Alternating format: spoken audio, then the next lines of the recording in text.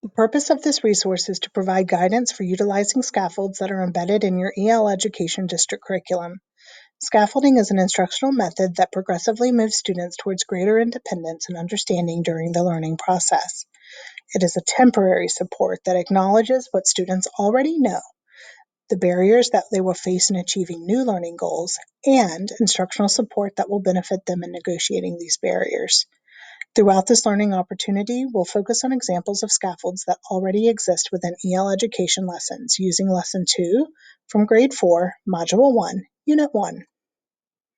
An EL Education Scaffold Overview document for elementary ELA grades 2 through 5 can be found in Learning Central under the appendix within each grade level module and in the teacher planning tools for your grade level curriculum. Please refer to this document for additional supports as you plan. The lesson components listed on the slide are where you can locate embedded scaffolds within the lesson and will be highlighted throughout this presentation. It's very important not to skip over the introductory teaching notes section of the lesson plan, which highlights intended learning outcomes and gives context within the module for the unit.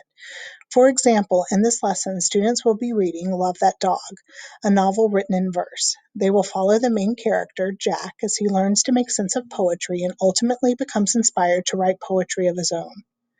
Within the teaching notes section, you will see suggested instructional practices. The first of these practices is close reading, which is a scaffold that supports comprehension by having readers take a careful and sustained look at a chunk of text.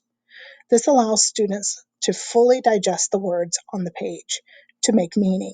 Oftentimes, teachers worry that the pacing is too slow as students go word by word, and they may feel inclined to rush the reading along.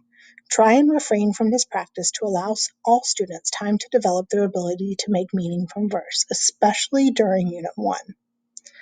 Total participation technique is another strategy that allows all voices to be heard, and it holds all students accountable for learning.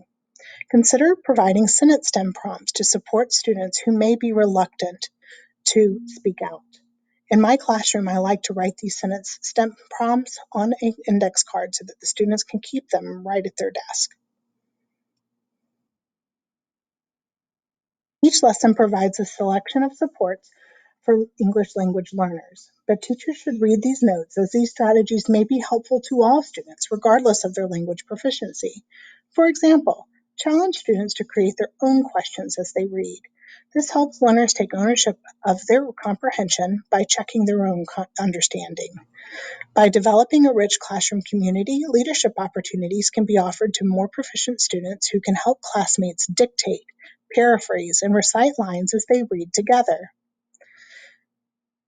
Comprehension can also be enhanced by encouraging students to act out and/or sketch what is happening after reading short chunks of text. Thinking like this can be recorded on sticky notes so that students can go back and reference as needed. Here's a quick tip. Have your learners use those sticky notes to cover up the words in the text. That way, as they go back to reread, they can first look at their sticky note, then lift it up to read the words underneath, increasing their comprehension. Universal design for learning is a way of thinking about teaching and learning that helps give all students an equal opportunity to succeed. This approach offers flexibility in the way students access material, engage with it, and show what they know. This lesson suggests having the gist pre-written on sticky notes to eliminate barriers that writing could present. Writing the sticky notes after Lesson 1 is a great way to offer extension for students that might need it. Once those sticky notes are written, other students can use those sticky notes to match them to the correct spot in the guide. Meeting Students' Needs section offers differentiation opportunities for students. It's important to remember that effective differentiation is built on a foundation of engaging, relevant, student-friendly learning targets that clearly define expectations for learning. These learning targets remain consistent amongst all students in the classroom, regardless of the differentiation presented to the learner. EL promotes the practice of differentiating the process through which students may arrive at the learning targets. For example, a teacher may differentiate the vocabulary instruction by offering simpler synonyms. Something that has also worked well in my classroom is to have ELLs add words to the word wall in their own native language. This provides opportunities to discuss similarities and differences between phonemes, words, and cultures, and really helps them make the word wall their own. The more vocabulary a student is exposed to during learning, the more likely it is for that student to become a better reader. Because of this, EL lessons point out academic and domain-specific vocabulary that are taught in each lesson. These words should be recorded on a class word wall for students to refer back to throughout the module. In this lesson, it's very important that all students understand the word gist. Here's another tip. Make the students responsible for adding words to the word wall to promote ownership, ensure that they know where to find the words, and increase the odds that they're going to go back and use it as a resource. Scaffolding is an instructional method that progressively moves students towards greater independence and understanding during the learning process. Refer to EL Education Scaffold Overview for grades 2 through 5 for additional resources that may provide further support when planning for and implementing instruction. As a reminder, additional resources and professional learning videos can be found in Learning Central under the appendix within each grade level module and in the teacher planning tools for your grade level curriculum.